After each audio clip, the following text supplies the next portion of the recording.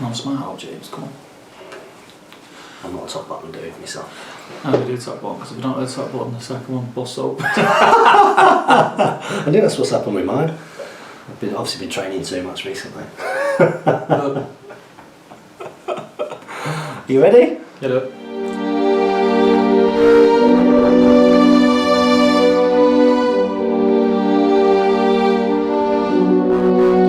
Welcome Strategy Battle Gamers to another GBHL YouTube channel video. You are here with your GBHL channel hosts GBHL Steve. and GBHL James. Woo! Congratulations, man. Thanks, man. Sounds a bit weird, doesn't it? It does sound a bit weird. Something I never thought would happen. I've been resisting for a long time. But great to have you here. It's a pleasure to be here. Cheers, man. Cheers, even with the Ching, GBHL ching. mug and everything. Now, of course, you guys have been seeing Cool Steve, GBHL Cool Steve now in a lot of video content with myself, and that is going to help me create even more content from my side of things going forwards. We've got a few good ideas, haven't we, Steve? Loads of good ideas. Loads of good ideas. And one of those good ideas is happening immediately. So, whoa, stop what you're doing and open up those ears, because we would like to introduce the idea of doing some specially themed Speak Friendly questions. Yeah, let's do it. Let's do it. So the whole idea would be that we give you some topics, or you guys suggest topics that you would like to talk about, that you would like to focus the questions on for the following week.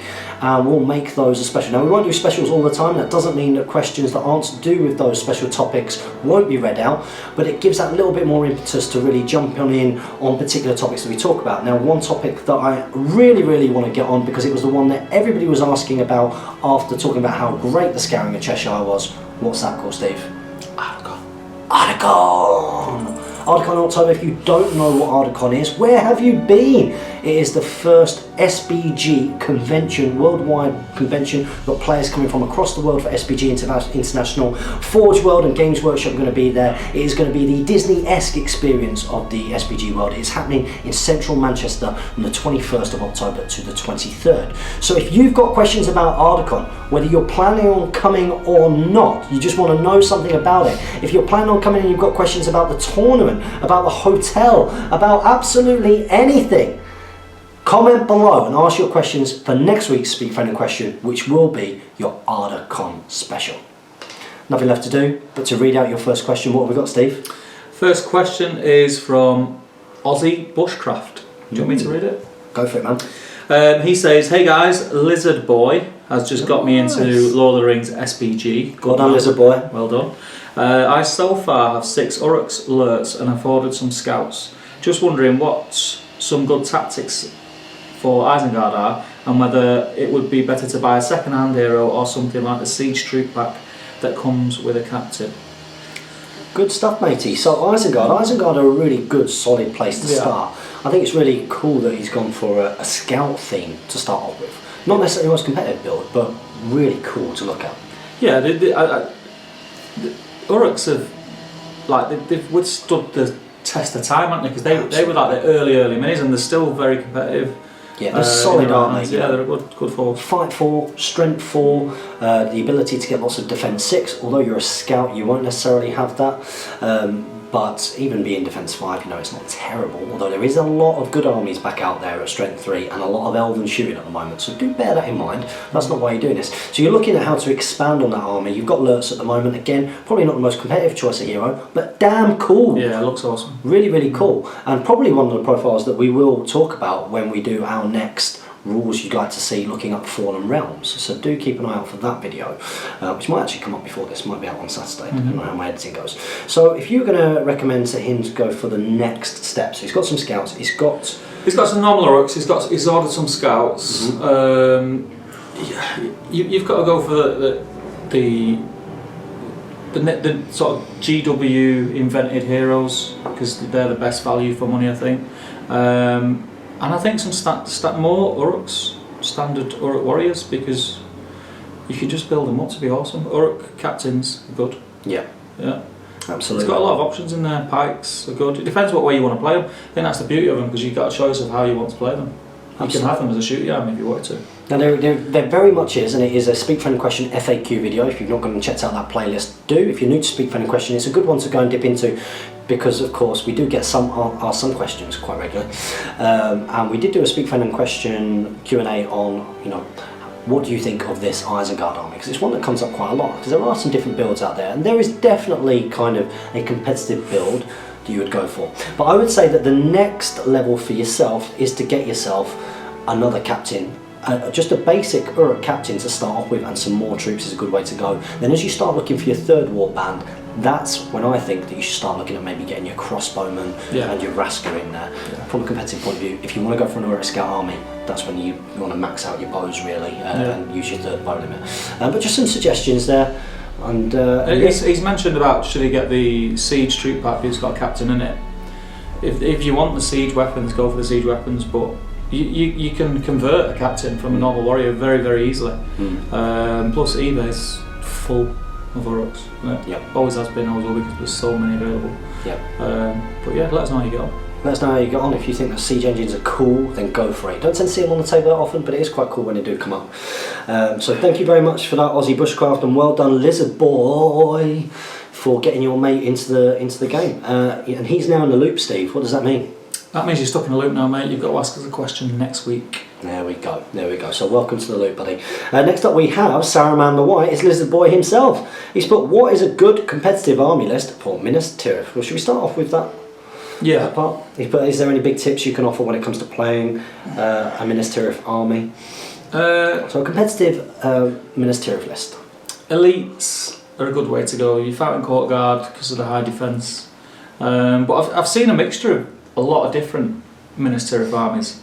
I mean, I played Gondor for quite a bit, and I tried a few different things. When was that? Not so much success, but they're very fun to play, and they can be competitive. But yeah, I mean, it depends what way you can go elites, or you can go on numbers. Yeah. What would you do? Well, when I look at a Minas Tirith list, if I was looking to build on the strengths of a Minas Tirith list and try and negate some of its weaknesses, so one of the weaknesses is it does have access to some big heroes, but it's got some really, really cheap heroes which can allow you to spam defense 6 or above models on the whole. So you can end up with actually quite a big hoardy kind of good army because of the cheapness of the heroes. So your Beragons and your Damrods and the like, and even those ones that would be perceived to be sort of mid-level, they're very, very cheap. Even like Denethor and Kyrian and Madril and all of those, you know, they're not expensive, so you can fill out on the troops.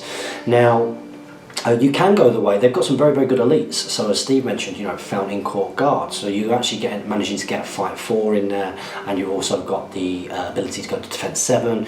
You've also then got other options such as your Rangers again to give you the Fight 4 kind of back line, and all those types of things. I think one of the weaknesses with Gondor always looked at is the lack of magic as you go up, and of course the fact that you've only got sort of strength 3. So you're asking some of those bigger heroes to do a lot more.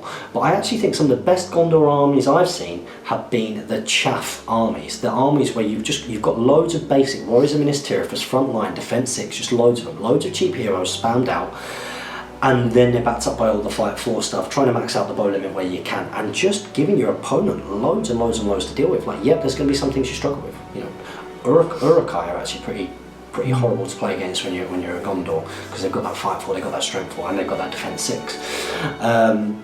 But I think that the most competitive Gondor armies I've seen have got that kind of balance, where they've actually looked at, right, can I hoard out and can I just make loads of chaff, so that, you know, even enemy wizards, you know, well, what are they shutting down? They're shutting down 25-point models or 50-point models maximum, rather than having a prime target to shut down that you've invested so much in, like 185-point Boromir Captain of the White Tower get out. You know, so that is the way that I would go if I was building a Gondor list, but you've got so many different options. Lots of options. Lots and lots of options. Big tips when you play in Minas Tirith? I'm more on the elite side, just because I think they look cool. I can see the benefits of spamming it. Yeah. I've never actually spammed it to the point of, you know, thought, right, I just You want did as it many once. numbers. You did it once. In the early days, when one of our first ever games. Yeah, I think that wasn't through choice. That was because of what I had and what I had painted. But yeah, I am going to revisit Gondor, and I am going to try out a few different avenues with it and see where it goes. But yeah, I've got some good ideas because I know a lot more than I did then. Yes, exactly. Because I even look at Gondor now, and I actually think, especially in the kind of current meta, You know, like I say, that there are a lot more kind of good armies back out there. Elven shooting is a big thing again. You know, those types of armies are doing quite well. You know, like your Lake Town and Wizards are really, you know, in the UK meta in particular, you know, competitive lists, especially when you guys have got a Wizard, and usually two, I mean, multiple casters. That's become the thing, isn't it, too? Well, I think it's always been a thing when you get to big points cost, but people are even managing and finding ways of doing that at sort of even 700 points plus. So you've got to look at that and go, right, well, how can I actually counter that? And I actually think that a spammy Gondor army played by a good player who's focusing on the objectives of the game and has no target priority in there. There's no target priority in there. There's just loads to get through. I'm not saying that you just use Warriors of Minas Tirith. I think that you support them with these slightly stronger type troops.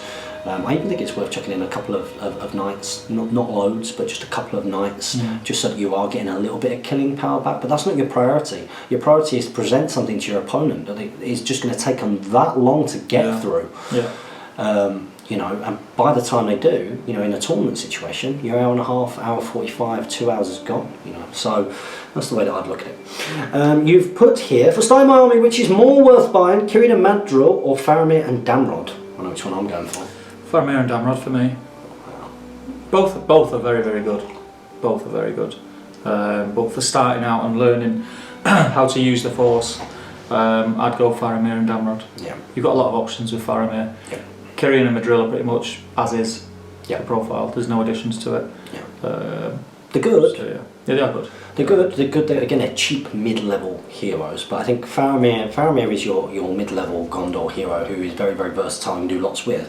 But if we're going back to what we mentioned before about spamming, Damrod's a must. He's a Ranger of the North, isn't he? You know, point-wise, and that he is having the likes of him and the Baragons is going to allow you to spam out the rest of your list.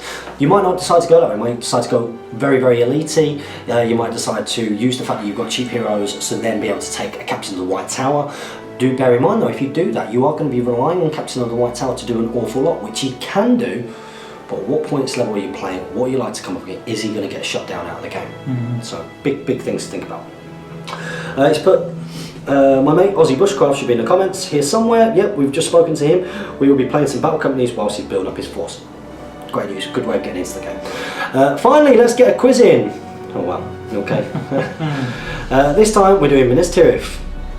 Okay, so for you, Steve. Yeah. What was the one flaw in Peter Jackson's version of Minas Tirith architecture? Flaw? I don't know. I loved it. Well, I think he means flaw. Like, could that have been possible? Does he mean like that? I don't know. Maybe he means an architectural flaw. I mean, I'm guessing maybe he means something that sort of was described in the books, maybe, which then didn't sort of translate. Because I know that it's described as, you know, you've got that rock sort of coming out from the mountain. It's built up around that, but whether it's, I don't know, maybe it's something to do with that. Is it something to do with the kind of the prow, as it were, the almost sort of boat-shaped sort of spearhead of rock that comes out? I think it looked cool. I like it. Do you know who the first steward of Gondor was? Not got a clue. I know there was 26 before Aragorn. Was that? I think, yeah, because Denethor was the 26th, wasn't it? Okay. I think. I believe the first steward without, because there were stewards while they were kings, but they weren't like, you know, they had that kind of role, but they weren't. I'm pretty sure that they weren't in charge of like full administration. But I think the first one without a king, was it Mardil or It wasn't Mad. I think that's where I get confused. It wasn't Madril. It was Mardil or something along those lines. And that's where they got Madril from. Perhaps. Yeah, it makes sense. Who was the last king of Gondor? It's a bit of an easier one. Don't know. That is Erna. I've seen the name. I wouldn't have been able to answer it correctly. Oh, you should get this one. Minas Tirith now functions as the capital of Gondor, but what used to serve as its capital? Ooh. Osgiliath. Osgiliath is the correct answer. I believe it. Osgiliath is the correct answer. Was it called Osgiliath though? I don't know. I think that Osgiliath has always been Osgiliath, I believe. I think people can get confused with Minas Ithil, which of course became Minas Morgul. Yeah. So you had the City of the Moon, and then you had the City of the Stars, or City of the Sun. So Minas Tirith was not always known as Minas Tirith. What was its original name? I only know this through on the maps that I used to do the forum gaming on. I haven't got a clue. Minas Arnor. Oh, not Arnor, Anor. Minas Anor. Because I'm sure you had City of the Moon, the City of the Stars, or City of the Sun, something like that. Oh no, Osgiliath is City of the Stars. So maybe Minas Anor was City of the Sun, and Minas Ithil is City of the... I don't know. Explain to me. Some of you guys out there who know better than I do. Let us know how we got on. I've got 2 points there, apparently, which is really good. Bilbo's got 100 points, apparently. Thanks very much as ever for your contribution, Saruman the White. Next up, Daniel Theory. He says beards. Mon the beard. It's going back now. well, no, it's got to come back. It grows back quicker when you've had it. When you've had one, doesn't it? It's They like say your that, don't face. they? Yeah, they say that if you cut it, it grows back quicker. Yeah, Mine gets to a certain length very quick.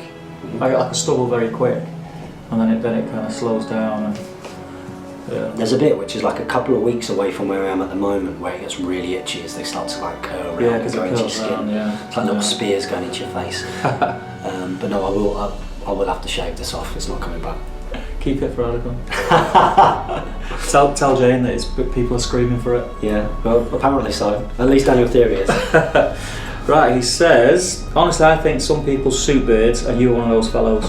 Bring back the beard.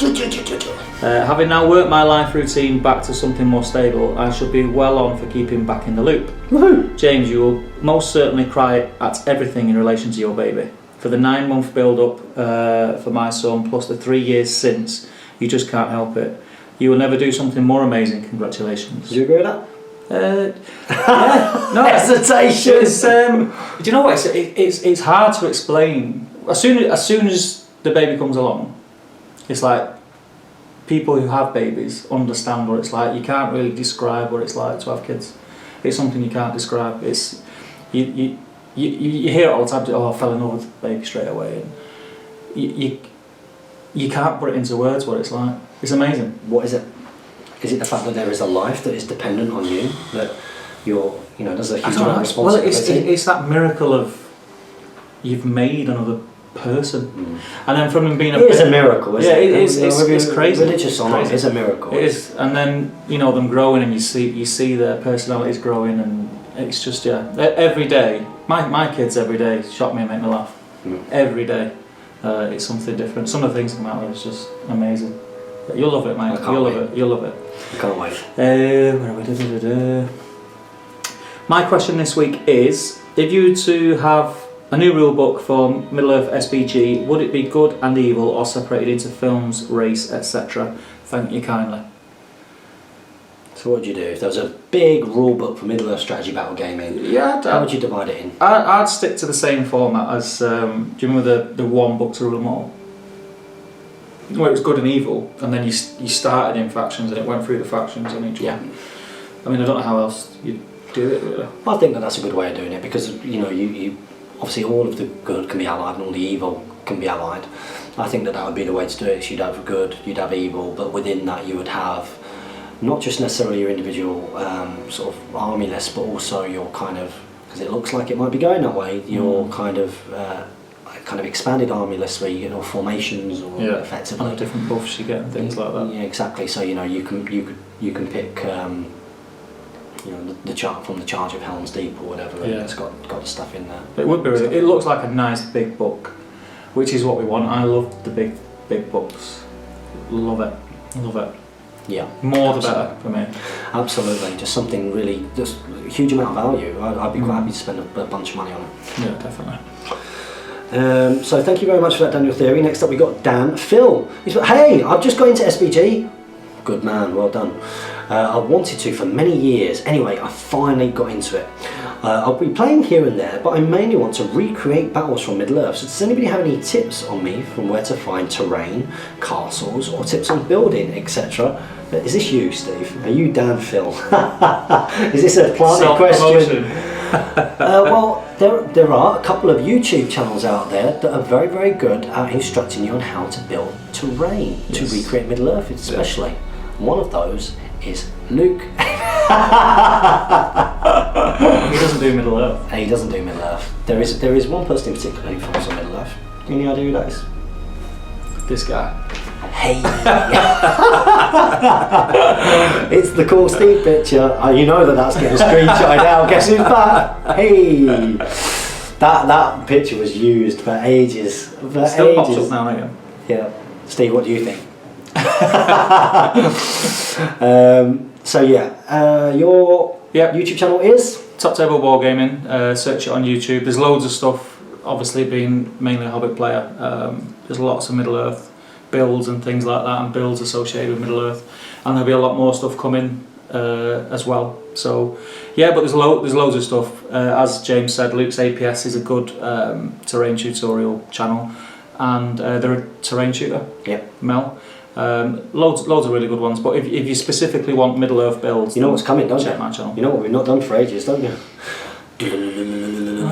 It's the Scouring of YouTube. Wow, on cue. What a great host. Jerry wouldn't even get that one and do that. Brilliant. This is this week's The Scouring of YouTube. It is an old segment that we used to do where we would go and spam somebody else's YouTube page. What I'm going to do is put a comment in the video description below, and all of you guys, all of you that watch it, nobody be lazy, go and click on that link, and it'll take you 2 seconds, click on the link, go to the video, and I want you to comment on it. Yeah, comment on it. You know, happy Scouring of YouTube, love from a first stage subscriber. You know, something along those lines, give them a little bit of support, and let's go and do that. The Scouring of YouTube. There we go, get out here guys. There we go. So lots there for you to go and check out down Phil. And we've got some ideas as well, but yeah. Next question is Tim Hines. Hi Tim. Hello. Under the Necromancer's rule, it says he can upgrade any number of Orc captains to fight 5 for 5 points, and any number of Orc warriors to fight 4 for 2 points. Just curious if you know if that applies to Moranans. Thanks. No. I'll go with you. I don't know because I've never used it. I believe it's one of those where it's not. It doesn't mean sort of warriors, as in like anything that's in the warrior section that happens to be Orc in brackets. I think it means actually Orc warriors, as in the actual specific troop type. So you can't do it with Moran. I mean, you do it with Moranans. That'd be absolutely disgusting. Moranans are pretty good anyway. Mind you, two points. 2 points. 2 points to go up by 1 fight value. Is that what the wording says? Does it say Orc warrior, or does it say Orc? I'm sure it says. If it says Orc. If it says Orc alone, but I don't think it does. I think it says Orc warriors. If it says Orc warrior, then it means an Orc warrior, not a Moranan Orc. But if it says Orc, then that might be something that needs... Absolutely, because I think it's one of those. You've got a similar situation, I've heard it before, with regards to Grimbold. So for example, Grimbold's rule specifically states that you can upgrade Warriors of Rohan up to Strength 4 at a cost of 1 point per model. Okay, now you could look at that in that way and sort of look at it and say, well, does it mean like Warriors, you know, as in the head title, does it mean all the warriors? And that'd be great because you could upgrade your Riders of Rohan to Strength 4. You could upgrade your Royal Guard. I mean, you could upgrade Royal Guard to Strength 4 for a point. You'd well get on that.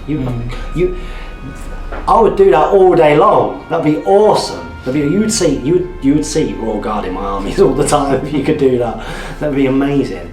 But that isn't the case. That isn't the case. It means the actual specific troop type, as in a warrior of Rohan, which means it's a little bit less good. But I'm sure it's exactly the same. So thank you very much for that, Tim Hines. Next up we have Duncan MC. He's put, I'm one of those who is sad to see Legolas go, having only just broken him out for the first time in Altrincham. This is Duncan McAllister. He won Best Painted. He did. Well done, Duncan. It was nice to meet you, man. But now that he is gone, and instead Orcrist is an option, well, none of this is like 100% like confirmed. It's not out there. It's sort of rumour mill stuff that's been sort of seen in sneak previews. Chinese whispers. Yeah, just just hold back from definites yet. I mean, it sounds like it's a definite, but still. If Legolas stays at 2 attacks, is Orcrist ever going to be worth it? I think an Elven Blade. Yeah. You know.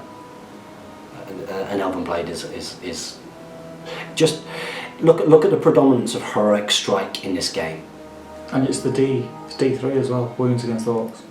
D3 against orcs, goblins, orcs. Yeah. Which and also the fact that there were a lot of goblin kings out there. You know, Goblin Kings are heavy in the meta. Yeah. Absolutely, like really heavy in the meta. So Orcrist is great just from that point of view. D3 wounds is good, especially in terms of negating fury. Because of course, if you cause, even if you're in combat with 1, you cause sort of D3 wounds against that, they've got to save 3 fury saves instead of 1 per attack. But for me, I think Elven Blade, it's the fact that there is so much heroic striking out there. You usually end up in a situation where you've got hero on hero. If you can win that on a 3 to 6 with Legolas, then that's a big advantage. Or do you think we'll see him fall back into his old role of sitting behind the line with an Elven Cloak pinging targets at will? Because I would like it if every now and again I could chuck a 3-attack Legolas into a wavering battle line as I had to at the weekend. Cheers guys. Edit, beards for the win. A bit of beard love there today. So yeah, what's your opinion on the Legolas situation? Well, I think we kind of all know that profile is gone. Probably. Highly likely. But we don't know whether the old profile is then going to get any buffs. So it may not be as bad as you think it's going to be. So I'd just wait and see. The fact that they're putting Orcrist into the old profile means that they were willing to go back to the old profile and doctor it a little. So there might be other buffs in there. You know, him taking Orcrist might give him 3 attacks. We don't know. I'm just guessing. You know, it might give him the extra attack. That wouldn't be a bad show. Because it would just make sense to me. That'd be quite cool. I quite like. If you pay for Orcrist, you get 3 attacks. I think the thing that most people sort of went, really, was the fight 7. Yes. It's the fight 7 because, and I think it's a lot of the fight value creeps that people were less happy about than necessarily even stuff like that. You know, because you can imagine a more kind of combat-y Legolas, and it did pose a predicament when you're doing your army building, of course, because Legolas is great. Like, original Legolas is a very well thought out, good and quite competitive profile in particular armies. You know, I would agree with that point that a lot of the Fellowship profiles have got that going for them. They are a basis for other things to be built off. But then you did get a situation where you looked at it and go, well, am I going to pay like this many more points? And then Legolas can also do these things as well. Now, if you're going to pay for that and you're only going to use him in one, I mean, it does give you flexibility, of course, but you know, 130 points, the horse or whatever. You know, you're not doing the whole he's the leader, Elven Cloak behind the battle line thing, are you? Which is where he's probably most competitive. So yeah, whilst he was kind of buffed up, I think that the old Legolas profile was pretty good. So I like the idea that maybe you can purchase Orcrist, and maybe that also gives you an extra attack. Maybe but it's the fight value things that we just don't know. We just don't know what new profile is going to be like. So we'll have to wait and see. Thanks very much for your contribution, Duncan MC. Next up, we've got King Boneseye. King Boneseye says, I think the Iron Hills Dwarves should be 12 points. Durin's son. And do you want me to talk to? Yeah. David Murphy replies, I completely agree. 12 points would be the right cost for them. Erebor Warriors with Spear and Shield are 10 points. Iron Hills Dwarves will have an extra strength. And their Shield Dwarf special rule over the Erebor Dwarves, so that's an extra 2 points. Makes sense to me. Yeah. I think it's about right. I think so. I think anywhere between 12 and 14. I mean, it depends on a number of things. Yeah. You know. We don't know what the profile is. We don't know if there's any other things in there. Yeah, 12 points for what we're talking about sounds. To be fair though, it's very good. There's a massive difference between being defense 7 and being defense 8. You know, for a warrior against most battle lines. Obviously, it's not going to make a difference against strength 4, but again, there's a lot of strength 3 out there, and hitting defense 8 with strength 3 is tough. In fact, it's one of the one of the problems for some of your big beefy kind of profiles like your Treebeards and your Gwahirs and your Beorns is the fact that they are only defense 8, because then your strength 4 stuff and all of the piercing strike and all that kind of thing can get past that. But I think if special strikes are looked at, I think the ability to go to defense 8 on a battle line, especially when you're fighting against strength 3, which again there's a lot of out there at the moment, I think is huge. Yeah. Needing 6s by 4s for your I mean is huge. So yeah, 12 points based on that, possibly 12 to 14 points. I think this is going to be something there. Next up, we've got King Boneseye again. He's put, James, how often do you talk to Adam Troke? I heard it is often. Who did you hear that from? Who are you talking to? But just curious how often it was during some. Well, I think Well, obviously it's well known that we are in quite regular-ish conversation to do with ARDACON. Remember, a big part of this is the renewed interest in the Middle-earth franchise, as it were, and the IP of that. It's the renewed interest because I never used to speak to Adam. We would speak to.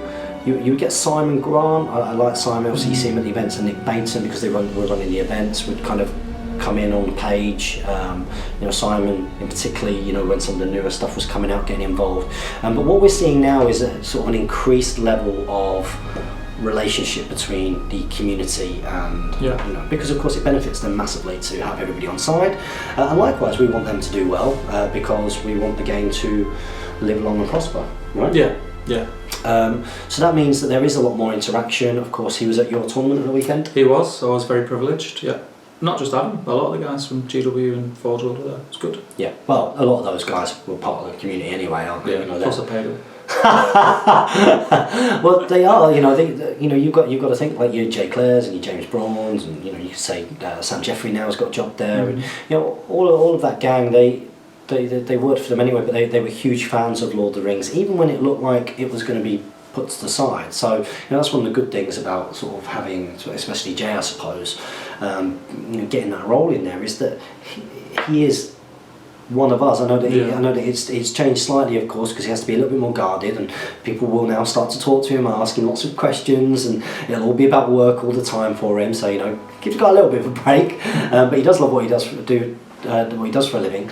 But having someone from the community is great. But then Adam Troke has also, wants to go to the independent events and speak to people and get that kind of relationship going and be a face of. And it's a very intelligent way of looking at the business. You're mixing with the people who are going to be spending their hard-earned cash on your products and promoting it. Yes.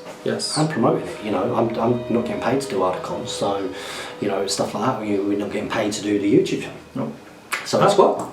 I'm sorry to tell you, Steve, but the brew was about it. the next one you've got to pay for. £1 a brew. I'm out. 50p for a toffee crisp. And talk to him reasonably regularly. Nice guy. Obviously, it's mainly to do with ARDACON.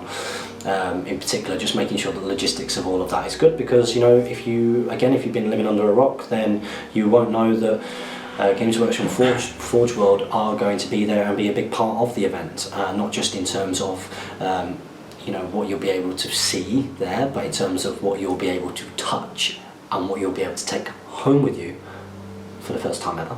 But also the fact that there is, of course, going to be a seminar from Adam Troke himself doing a Q&A, and it is now confirmed that ARDACON will have a quiz on the Friday evening at 11 p.m, so it's quite a late one, but we've got the bar, we've got the room until sort of 2 o'clock in the morning, and there will be a middle everyone's happy about that. There will be a quiz which is being run by Jay Clare and the Middle-earth Strategy Battle Gaming team, so they are contributing a lot to the event, and as such, of course, there are conversations reasonably regularly, as well as the fact that then, of course, friendships blossom and stuff like that as well. So thank you very much for that, King Bones. Wow, you're here again, King Boneseye. Yep. I asked the Angmar question because I've been toying with the idea of an Angmar force. But before I even think seriously about it, I need to build an Iron Hills force and finish my Gundabad force with the new models during summer. Good stuff, buddy. Yeah, welcome to my world. We need to get during sun learning how to press the edit button, don't we? Yes. Get you on the edit button so it's all in one comment. No, as ever, thank you very much for your contribution, and to be fair, if you're commenting various times, it does well for the stats of the videos. That's good. Yeah, forget the edit button. Forget the edit button. So thanks for that, King Bones. Next up we got Andreas, the Norwegian Vikings, but I think you know my stance on the beard. I feel like I should be doing like a Viking accent as I do. Shaven, you look like a 12-year-old. Kind of course, but more like 14. # bring back the beard. I know that you're a massive fan of my beard, Andreas, so I'm sorry to let you down, but it's not coming back for a long time at least. Next up, David Whitaker. David Whitaker says, great to have Speak Friend and Question back on the reg. Yes, it is. Yep. For you reckon? What does that say? Do you? Oh, do you reckon GBHL Harry and Steve will beat Tom to a hobby? Absolutely. Yes. Absolutely. It's not in doubt, you know. I could get my mum as a GBHL host and she'd beat Tom to a hobby vlog. You know what I mean? It's a good job he has to go a long way to do the plants here, isn't it? You know what I mean? No, absolutely brilliant. I think that hobby vlogs are... Yeah. I'll do something. Could be Tom themed. Tom themed? Ooh. A Tom themed hobby vlog. I'll do it for him. Cryptic. I'll carry him, it's alright. Cryptic, go check it out. Next up we've got Matt M. He's put, thanks for answering my question. Team Beard all the way. Wow, Team Beard are very vocal here. It appears that my Facebook hate the beard and my wargaming friends love it. I couldn't even imagine what it would be like without mine. My question for this week is, how does the command spell work? Can you force models to charge units, or is it just half movement? And if you can charge, what models are you allowed to make them charge? Well, you can make them charge, can't you? Yeah, you can charge them into combat, but you can't take them out. That's right, isn't it? Yeah, I think so, yeah. Yeah, you can't take them out of combat. And I don't think you can't make them do anything that would hurt them. I don't think you can like command them off of a precipice or something along those lines, but you can command people to charge. I believe that's the way. Sometimes you get a little bit confused because of Eldamar Madrigal, as Jamie says so lusciously. Because I know that you can't. So I'm sure you can't command a model to lie down, for example. You can't do stuff. What about like dismounting? I don't think you can command a model to dismount. You used to be able to, didn't you? I'm not sure whether you used to be able to, but I think it was it was one of those things that was ambiguous and then was clarified. So people did it. And, If you want an absolute definitive answer, as ever, go and check out the Great British Hobby League Facebook page. It's a fantastic Facebook page full of fantastic and brilliant minds, much more brilliant than Steve and I, which isn't too difficult, but especially when it comes to the rules. Just go and check that out on there just to make sure if you are unsure. But yeah, I'm pretty sure that you can't command people to cause harm, but you can command them to charge, but it is only half a movement. Thanks very much for that, Matt M. Next up we've got Wah! Wah says beard for life. Nicely done. Nice. Your beard was a beard for the end times. Yeah, man. He be missed, he shall be mourned. Yep. I mourn it every day when I see myself in the mirror. As for the last weekend episode, fantastic. Why? Number 1, great news on the new hosts. Thank you very much. More hosts the merrier, I agree. Number 2, great energy from you. Please be drunk more often. Are you drunk? No, I wasn't! Just delirious. Just delirious. I was tired. This Slater, he was a taskmaster. You know, he was. He was a taskmaster. What's that about?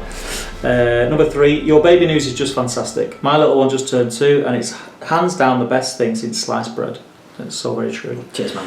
Also, strongly in capitals as well, urge you and Jane to get the 3D scan done when that time comes. It's a game changer and was well worth the few bob that it took. Absolutely, we're on it. So he also says, so what news for the loop? Question. Is there a points level you folks personally struggle building lists for? I personally hate 600 points. It's a strange level, too big and yet way too small. Unless you're a horde type army, the jump from 500 to 600 is just tepid and always escapes me. Just curious. As always, much love from the West Coast. What's your favourite points? 500 points is my favourite. 500. I'm talking purely from a selfish Rohan point of view. So I agree with you. In fact, it's the reason why on my first Throne of Skulls, that was 600 points, I didn't actually take all mounted Rohan. I actually factored in infantry because I've forgotten what that theory is now, but at the time I'd worked out the maths for various sort of scenarios and exactly how many models I needed to be able to achieve a particular result in all of the scenarios. You know, and 600 points just with the cavalry, I just couldn't do that. The reason I love 500 points from an all-mounted Rohan point of view is that you're not as likely to come up against the big things. I think the ones that I struggle with more, if I want to be sort of reasonably themey and the like, are the sort of 700, 750 points kind of level when you're top 1 or 2 heroes. So for example, you know, that build, it's been tough for me at East Grinstead before when they've done that. It was tough for me for Scouring of Cheshire. So I really struggle with that kind of build. You know, it's not a build which suits all-mounted, because you can't take pure all-mounted Rohan. You can't take it because the top 2 heroes, points-wise, you can't get to 250 points. So you have to start adding things in. And it's like, well, what do you add at that kind of points level? Well, really, you add a wizard. You know, these are expensive things, which then take away from the number of troops you can bring when you're already bringing cavalry. That means that your force becomes smaller and smaller and smaller, and there's just so many things that can deal with it. So I find those tougher to write lists for, purely based on that type of army. But of course I've got many different types of armies, so that's what I would probably say. I like 500 points myself. I've never really put that much thought into what my favourite sort of figure is, to be honest. I kind of, because I don't get to go to every tournament, so I get to go to the odd one, especially recently, and just whatever they choose I just build a list for. But I'd say my favourite, I did mine at 750 with the 2 hero equaling 250 thing. The reason I've done that is because you get nice big armies, it looks cool on the board. I just want it to look cool on them boards. But for me to play, when I say like the 600, the forces that I've used, again, I've not used every force, and I think different points values are going to suit different forces. Absolutely. So for me, 600 is not a bad one. For most recently, my force at tournaments has been Goblin Town. Yeah. And 600 is quite a nice figure for Goblin Town. You can get a lot for 600 points. You can get an awful lot, but you've also, you know, you've not got a bunch of the things out there which are going to cause more issues to your Goblin Town. No. So you're not coming up against as many big heroes, you're not coming up against as much magic for shutting down things like the Goblin King or Blasts or anything along those kind of lines. So I think that's the thing, there are some armies which, you know, for example an Isengard army, you know, that whole 750 point kind of mark is a wonderful sweet spot for it, because of suddenly you've got Saruman and Grima in there, which makes everything just a lot better, a lot better. So but I also like I like writing some of the smaller stuff. I find that quite fun, doing sort of 350 points, 400 points. Yeah, I like that kind of area. I think I'd agree with him a little bit. I think 600 points is a tough one, because you can't get all of the big stuff in that you want to get in, and you've got to really try and get a balance between, you know, in your force, a balance between what big stuff you do take, how many troops you can take, and what you're likely to come up against as well at that kind of level. So yeah, great question, War. Good question. Look forward to meeting you at ARDACON as well, buddy. Next up, we've got Tom Muir. He's put, hi there, first time commenter here. James, what do you need to do? Steve? Yeah, in the loop, mate. Ask a question next week now as well. Firstly, I want to say congratulations to both you and Jane. Thank you very much. Wonderful times ahead for the two of you. My question for this week is, in your opinion, out of all the GBHL hosts, including new GBHL Steve and GBHL Harry, who is the best painter in rankings 1 to 6? Looking forward to finally being a part of the loop. Welcome, Tom. Welcome. You go first. I think I've got to come up with a diplomatic answer, haven't I? No, be honest. Be honest. I'll be Well, honest. no, I'm not. I'm always honest on this, aren't I? To my detriment. I'm always very, very, very honest. I'm not going to be honest. I am going to be diplomatic though, because I think you've got various. I think all of us paint for different kind of reasons and have different ranges of painting. So for example, I actually think GBHL Jamie, for example, is a very good painter, but he will never allow himself the time to sit down and actually get something to a level above where he is. So he can do, you know, what I would consider to be and he's improved loads since I met him, an alright standard quicker than, you know, a lot of people that I know of. So he's very, very good at churning out decent quality, and there are particular colours that he's quite good at doing as well. So, you know, I've seen him, you know, a lot of his blues are quite nice and stuff along those lines. So I think that Jamie could be better if he was willing to sort of sit down and spend stuff, but that's not why he does it. He does it so he can get models on the table, and I think that he's got a very good painting standard for doing that quite quickly. I think, who else have we got? I'm not seeing enough of GBHL Harry stuff.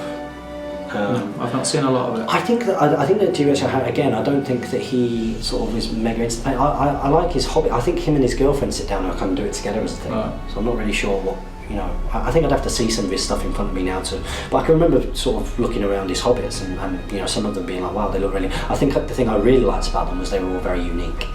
So each individual hobbit had been painted very differently, sort of colours. He's not just sort of been lazy and gone, right, let's do all green here, let's do all yellow here, on all of them.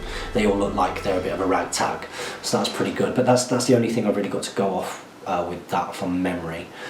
I remember when I met you, when I met you, I thought that you were an awesome painter. I used to spend a lot more time on my models than I do now. I don't have a lot of time now. I used to look at your models and aspire. Yeah, but remember then, I didn't have 2 babies. No, you didn't. That's absolutely true. So your painting is going to take it. I'm definitely the slowest painter. Yes, but I think that shows in your painting. I think in the sense that I'm improved. It's very neat. It's tidy, and your techniques have improved greatly. I think like if I've got an individual piece, I'm really chuffed with some of my things. I'm really chuffed, for example, my Legolas, my 3 hunters. Yeah. I'm really chuffed with my even my defensive Rohan, Aimer on foot, my Saruman on foot. You know, I think are all. I would kind of put up there and sort of say I'm really happy with these. You know, they're not a commission painter kind of standard, I don't think, but I think it shows that I've spent a lot of time on them. I think the GBHL Damien's got a quite good range. Yes. So I think the GBHL Damien is quite good. I mean, he's quite a slow painter on the whole as well, actually. He's probably a bit quicker than I am, but he's quite good at producing within a range of painting. So he's quite good at doing things quite quickly to how they end up looking. Yeah. You know, even though he's a bit slower. Well, he's a lot slower than like Jamie, for example. Yeah. Yeah. But I also, you know, I think that GBHL Damien's done some individual pieces. Like his sound, I mean, to be fair, it's a beautiful model. You know, sometimes you get models that lend themselves to being painted beautifully, and his Snooker Saruman is also gorgeous. Yeah. You know, I'd quite like to put the 2 of them together. I think that we kind of went similar kind of ways with it, and both done very good jobs with them. I don't think I could rank. Well, Tom's painting is actually pretty good.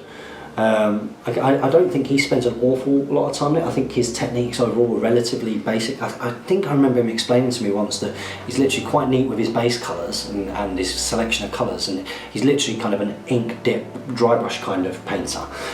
But he's clearly got those techniques down to a T, because even though it's really simple, you know, and it's not kind of what you consider to be an upper level of technicality. His armies look really nice. His armies look nice. Like his Hunter Orcum, it looks really nice. You know, he was close to winning best painter. Yeah, it doesn't surprise me, because when you look at the army, they look good. Although I think on his Hunter Orcum, because he does that, and he can do that relatively quickly. I think it does allow him, I think, the time. Like I've seen some of his freehand work. Did you see his freehand on Gambling, the banner? Yes.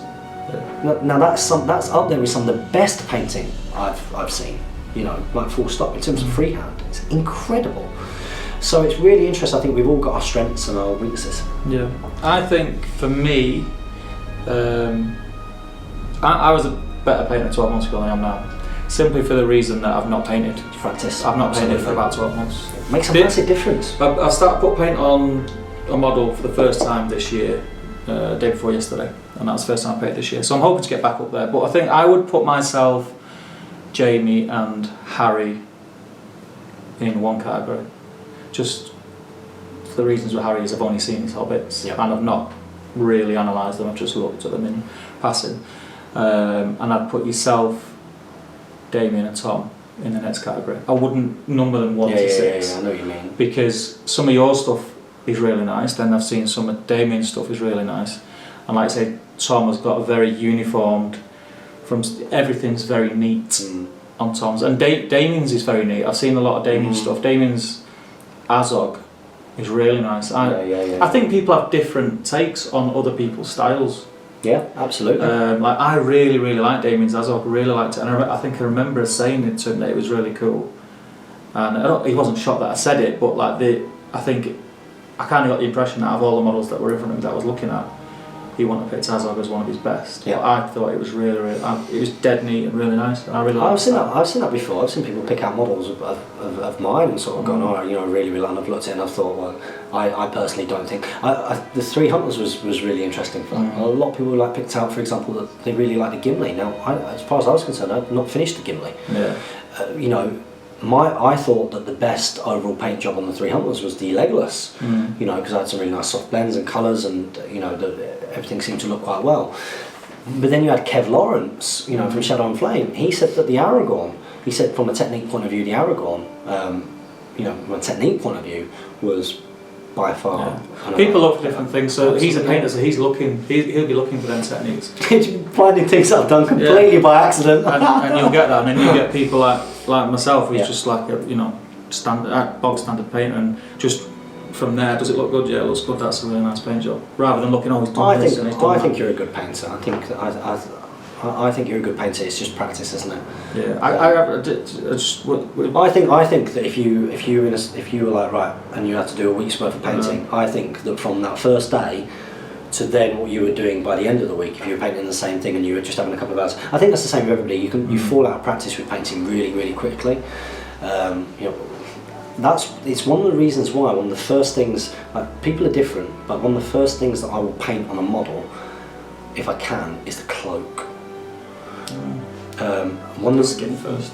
Well, you'll see that I've done skin first on some of these. But when I'm getting back into painting, one, because it's quite satisfying painting the cloak, because it's a big area. It's a big area that you can kind of get polished off, that makes a massive difference on the miniature, so it's quite satisfying. But the other reason is you've got room with it, so you can teach yourself how to paint again on a biggish area. It's getting that muscle memory back, isn't it? Absolutely, just getting that feeling, and you've got a big enough area to kind of make a mistake and kind of go over it. Whereas if you are out painting for a while and you start painting faces and eyes and, you know, teeth and all that kind of thing, if your hand isn't how it was before, it will not look as good.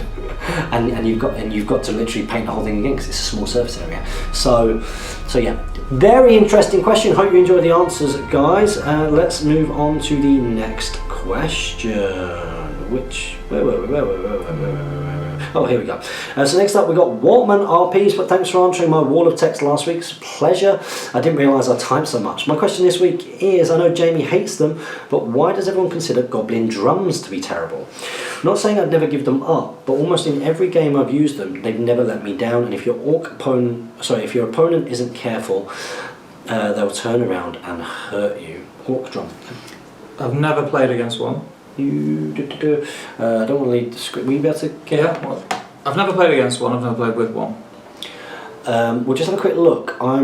Because the orc drum is the battlefield wide effect. Just want to make sure that we're not talking about. Oh no, is that the orc? One of them changed, didn't they, for what it did from the older rules? I think I might get confused between it's Goblin drums that we're looking at. So Murray and Angmar. Probably not. Happy days. So what is it? What? Let's have a little couple of different rules to it. Okay, so let's have a little.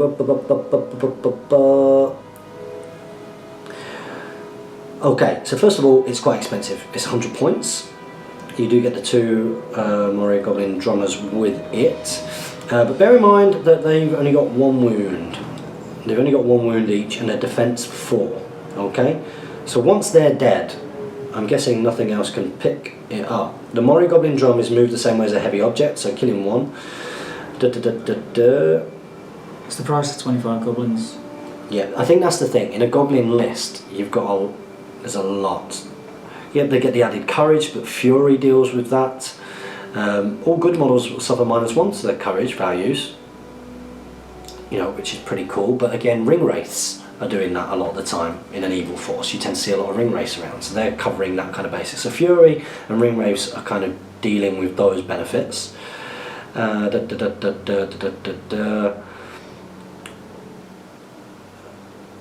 Okay, so it acts as a battlefield-wide banner.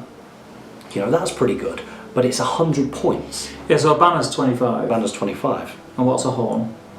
20. 20, so that's 45 for you to your added courage and your banner. Yeah.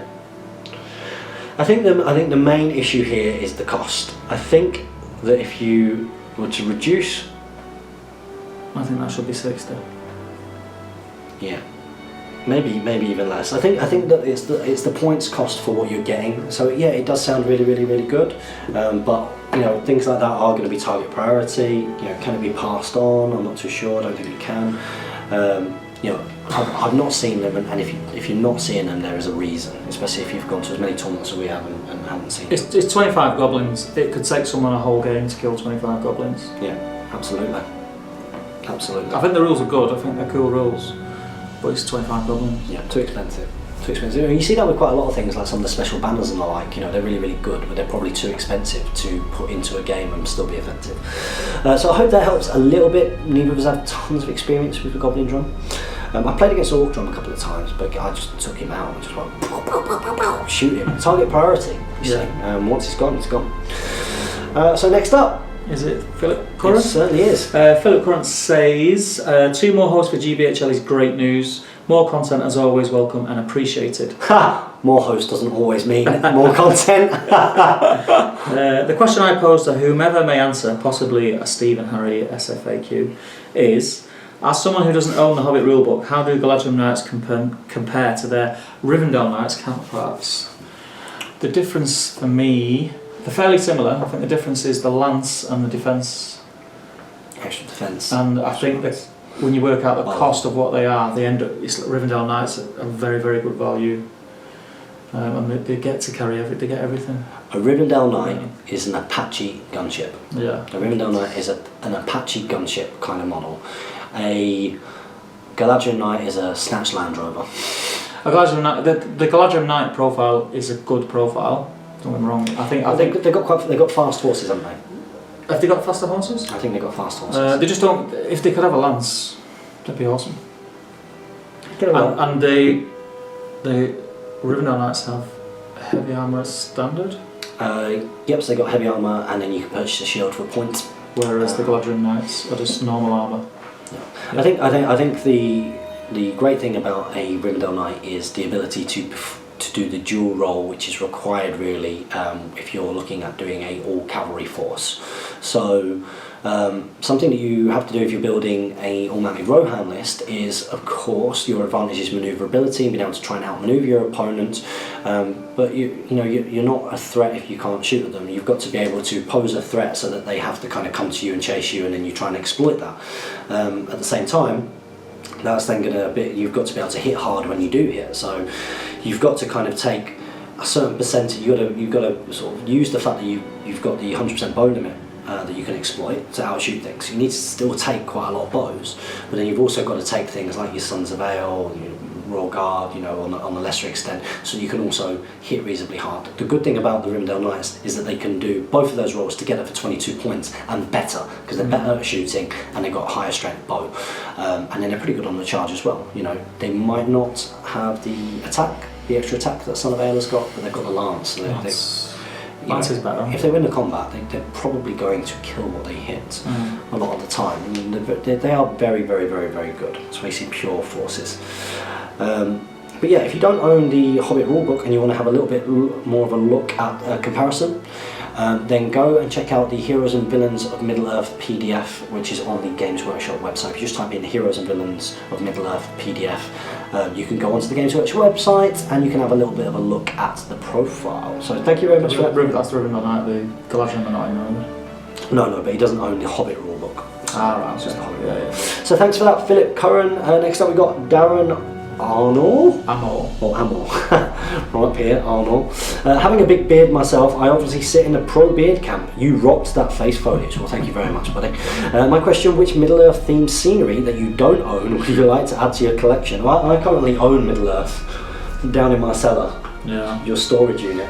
Does he mean official stuff that's been released from DW? Because I don't think so, because we'll have all of that. So, which Middle-earth themed scenery that you don't own would you like to add to your collection? So, if somebody could give you a piece of terrain for part of Middle-earth, and you were like, oh, I'd like the Forge World Worldtop.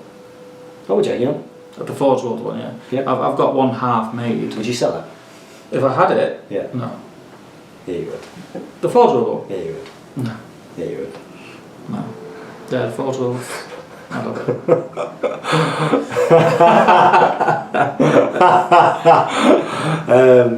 Yeah, you'd well say. I think, well, yeah, I mean, from a financial point of view, I'd have that, and because I'd sell it. Because they go for loads of money, thousands. But I think that if I could have part of Middle Earth, I would love a proper Rivendell, like Rivendell being built, because I think it would look beautiful if it was done properly and well. I think The German guy's got one, didn't yeah, it's pretty good. But like even like not a level up from that. Yeah. If I made it. Well, maybe. Yeah, I think that's what I would go for. Maybe Rivendell. Well, I'd like a massive Orthanc or something like that. That'd be quite cool. Yeah. Especially with having Rohan and like. I mean, I've got Medusard. You know, and I've got the gates of Edoras which have been smashed. Black Gates would be cool. Black Gate would be cool. Yeah. Yeah, Black Yeah, Gates. we're gonna build that for ARDACON.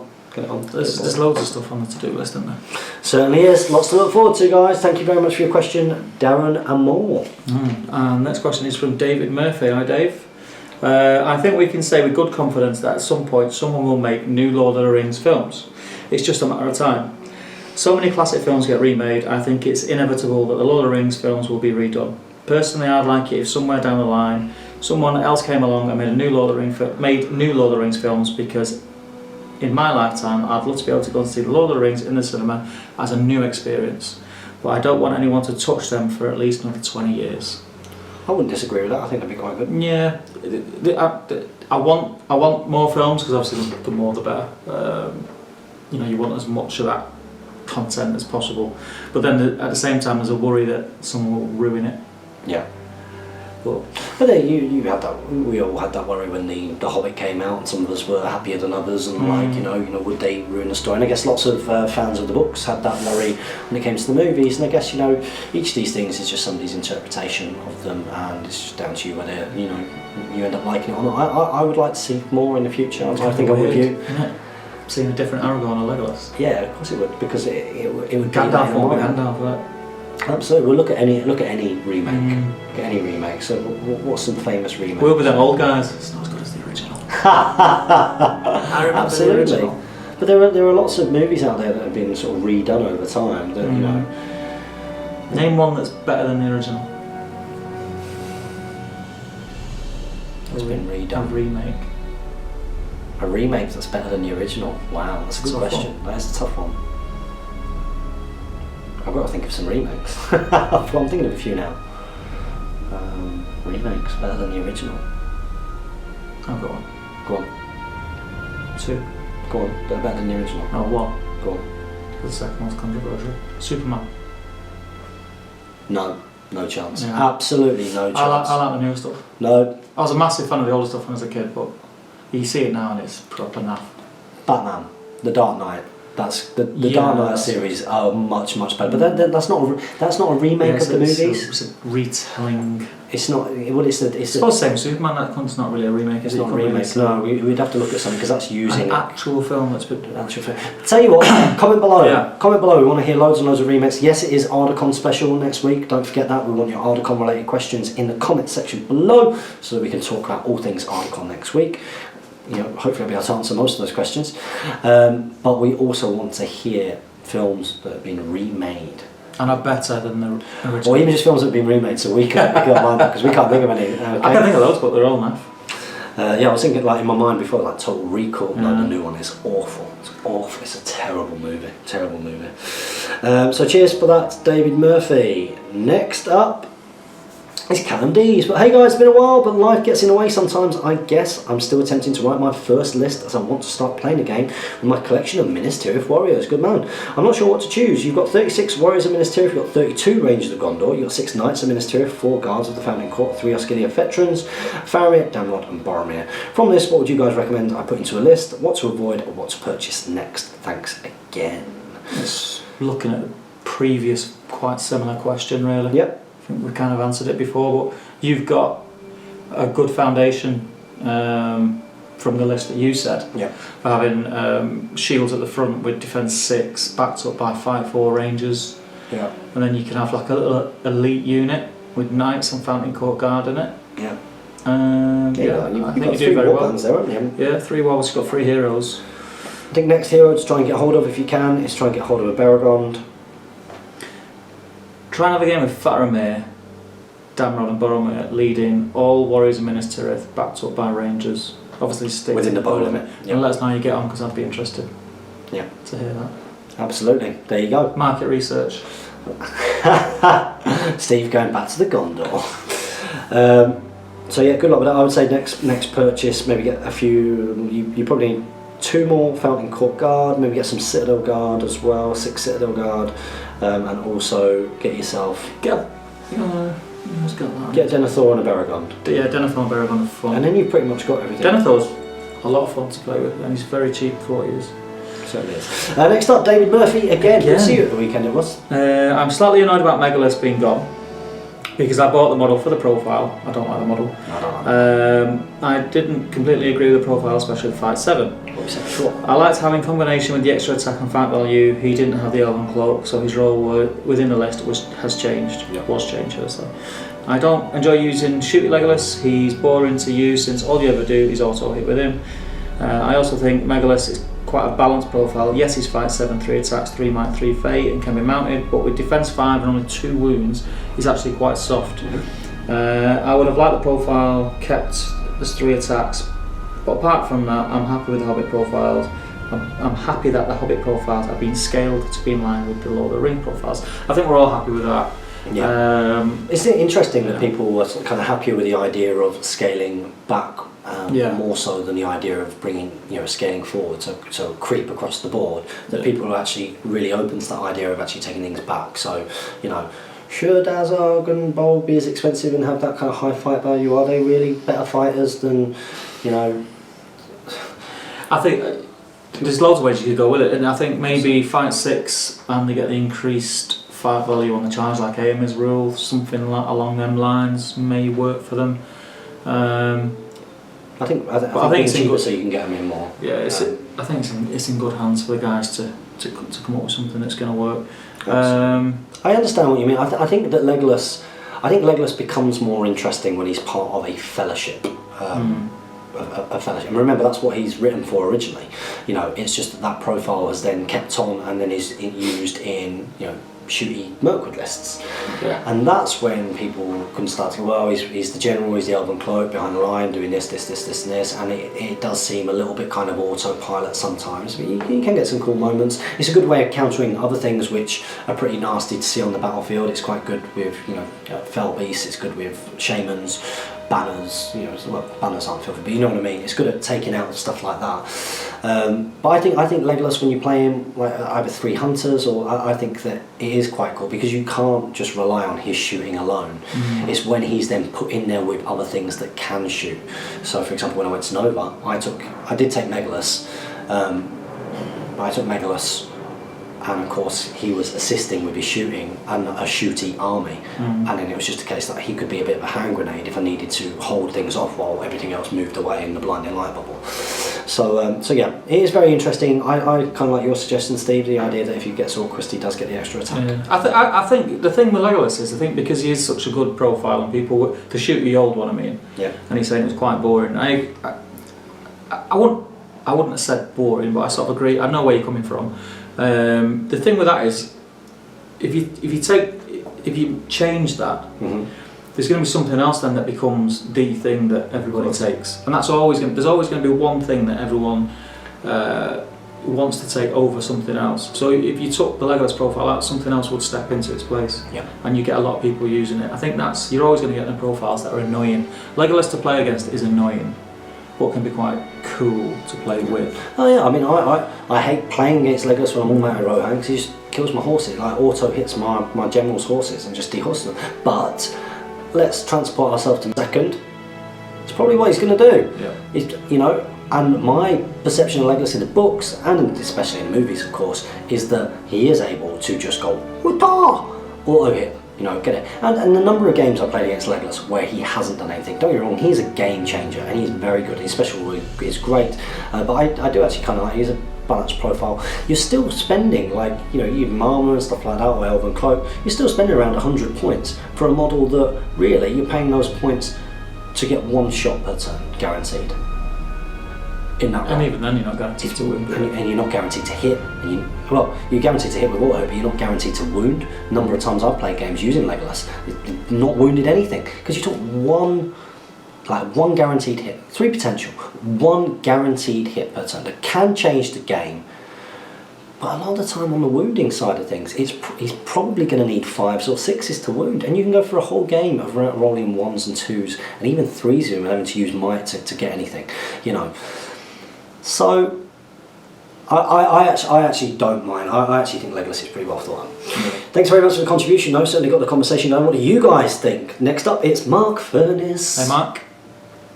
He's put, hey guys, congratulations to both Steve and Harry. Now GBHL Steve and Harry, as forever they shall be known. If stop referring to yourself in third person like I did during videos. You know, GBHL James is. What would GBHL Steve do? What would GBHL Steve do? Just wondered what the GBHL hosts lists were for ARDACON. Obviously only if you're willing to tell us. Happy strategy battle gaming. No list from me. Do you want me to take him? Kind of. Well, the hope is for a totally new list and paint it in time, but whether that happens or not is something else. I kind of like the idea of dwarves. I very rarely play dwarves. New dwarves? New dwarves. But then at the same time, I'm thinking, well, do I want to build an army of Hobbit era dwarves, paint it, and then new dwarves come out? If you can make me the sword mace hands and swords, I'll get that painted and you can use that. But that's the thing. I probably it's that or Goblin Town. It's that or Goblin Town. So because Goblin Town's painted, it means I don't have to do anything. I can just drink all weekend.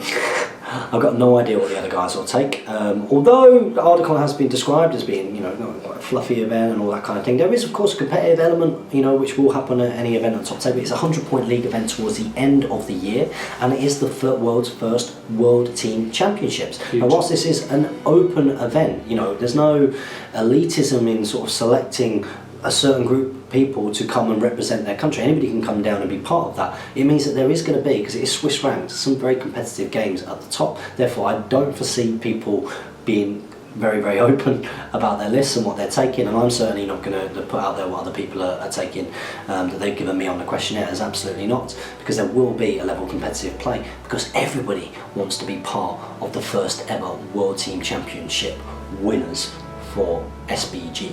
Everybody. Claim to fame, though. Claim to fame, can you imagine? So yeah, I've got no idea what the other guys will take. I could throw a guess. You could turn around and say Rivendell Knights for Harry, or Hobbits, because they're both competitive. You could say Wood Elves / Woes Elves for I might Jamie. bring Rivendell Knights. I've not painted them. I need to get them painted. Well, I should be doing I don't ever enjoy playing them though. No, it's pretty boring. Yeah. Unless you don't take I want a lot of fun. don't take Blinding Light, and I think it's more fun. So when I think I'm taking Rivendell Knights and Saruman the White on horse this time to Nova, and I'm just going to have more Rivendell Knights. I'm going to play them a little bit more like I play the Rohan, which is to pull apart. The problem is when you've got Blinding Light with any force is that you end up relying on that bubble, which means that it's not as fun to play because you're not having to think as much. And you know, everything is about trying to stay in that, rather than when you play with Rohan without the Blinding Light. It's about trying to, you know, prod and pull things out, make opponents make mistakes. So yeah, it could be fun. It just depends which way you want to do it. You know, and yeah, you could make a guess and say that maybe, you know, Damien, if he wants to be competitive, will probably bring his Urukai, his Faruka list. Although again, you know, he prefers that at 700 points plus and below 400 points-ish, I believe. So he might actually bring, you know, his Battle of Five Armies kind of thing. You just don't know. I think with it being a competitive event, he'll probably bring a competitive army. What are you guys bringing? Yeah. What are you bringing? If you don't mind telling Let me us. know by sending me your questionnaires back, please. If you didn't receive a questionnaire, do check your spam and junk filters, and make sure you check on your laptops, not just your devices, because they're quite big files. But I will be putting it up for public download very, very soon. Thank you very much for that, Mark Furness. Next up, we've got Steve King. He's put, hi guys, first off, congratulations and welcome to now officially GBHL Harry and GBHL Steve. My question for this week is, how would you paint red cloaks on Eastlings? I've got the armour just right for me, a very kind of light gold. But I'm not sure what to use for their clothes. Any expertise you could share on how to paint red / orange cloaks? Thanks in advance. You got any red? Yeah, I've done my Wood Elves. They had red cloaks. I think with those, I used, what was the old red foundation paint called? It's not Mephiston, that's the new one, isn't it? Corn. No. Whatever the old foundation colour was called, and I think it's Blood? no, it's got a funny name, they all have funny names. I used that as a base, and then highlighted with dwarf flesh mixed into that, and then I washed them and then reapplied the highlight, and they looked alright. Yeah. You've asked for expert advice, which I don't think you're going to get here. But yeah, that's how I did it, and I was quite impressed with how it won Best Painted at It did. the doubles. I know you putting yourself not in that category. Yeah, You know? it done alright. I think you're a good painter, Steve. I spent a bit of time on them. You've always put yourself down about your painting, but I think you're a better painter. I think you're always self-critical about your own painting, because you know where the faults are. You know where you've cut corners, and you know where. And you know what you struggle with as Yeah. well. You know what you look at and you're like, oh, I'm not really happy with that. Yeah. I tend to paint reds the following way most of the time. I will apply your corn red, which is a kind of slightly darker, bloody kind of red on first. I will then wash it so it's a bit darker, especially in the crevices of things. I will then reapply corn red. I will then probably do a 50-50 corn red and Mephiston red. I'll then probably do a 75 Mephiston, a little bit of corn red, all with medium as well, mixed in. Watering it down mediuming it down quite a lot, so you get a nice blend in between the colours. Leaving previous paint on the brush as well, so you get some of the other colour. And then I start to use GBHL orange in there from the Mephiston red for the final highlight, and then sometimes even I would dry brush the edge with Mephiston red. With GBHL orange, I always find like what colour you highlight up to is very, or the way that you highlight is very different for each type of model. Red's funny because you can make a mistake of going pink. Because you can. And it doesn't look right. And that's what happens, I think, when you add white. When you add white, or even when you start adding things like your Sharpty Bone kind of colours, which people will tend to, or your pallid witch fleshes to try and lighten the colour. I think that's when you start to get kind of a more kind of pinky hue. And the problem is when you get a pink highlight on red, it makes the red look pink. Yes. Whereas when you highlight red with even yellow or orange to a degree, and you're talking the very, very edges and just working it into the colour for just a tiny bit, it then can create the impression of the colour that you're going for. Now that technique changes per each colour. It's one of the fascinating things I found about painting, is that with each individual colour, to try and achieve, so let's say for example, to try and achieve, not Ironbreaker, that doesn't make sense. Okay, so let's have a little look at this is one that I've been struggling with recently, isn't it? Caliban green. Okay, so to try and achieve Caliban green, it's the old Dark Angels green. To try and achieve that colour, you can't just paint that colour on, and you can't just highlight with any old green. There will be particular hues that you've got to go for, and it's learning those per colour. Like, for example, I feel like I've nailed skin, and I feel like I'm quite happy with the reds that I paint, and I'm really happy with highlighting up Castellan green, which is that kind of slightly more yellowy green, and using Baylor brown, like a very yellowy brown, to highlight up to as a final highlight, like you see on the 300s. So each colour has got its own way of highlighting, and it's really just sort of looking at things like colour charts and learning about the colours and trial and error. Download I think it's Colour Wheel, it's called. Yeah, Jane's got loads of those here. Colour Wheel, download one of them, and they help a lot. Absolutely. And then you can learn what colours you should mix in particular colours. But I find orange works well with red, going up that kind of process. So I hope that helps a little bit. Steve Keen, next up we've got Tim Hines again. Tim Hines says, one more question, with Taskmasters, if you have more than one, does this mean that you have 2 chances to get heroic for free if they are within range, or just one? Just one, isn't it? Yeah. I've never used the Taskmaster, but I think it's just one. Yeah, as far as I know, it's just one. I vaguely remember this question coming up somewhere else, and the outcome was it's just one. Yeah. Yeah. There you go.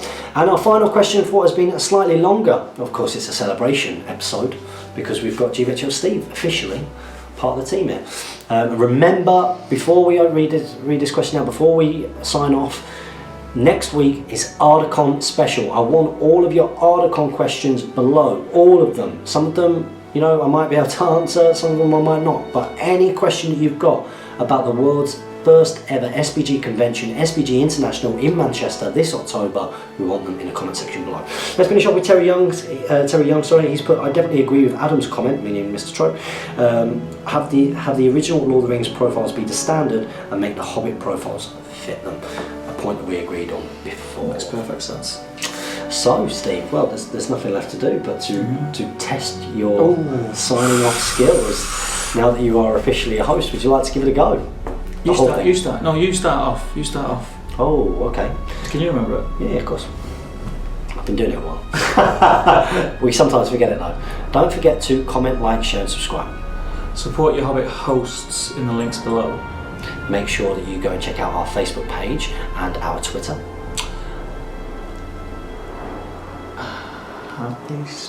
No! Support your Hobbit! Happy strategy battle game.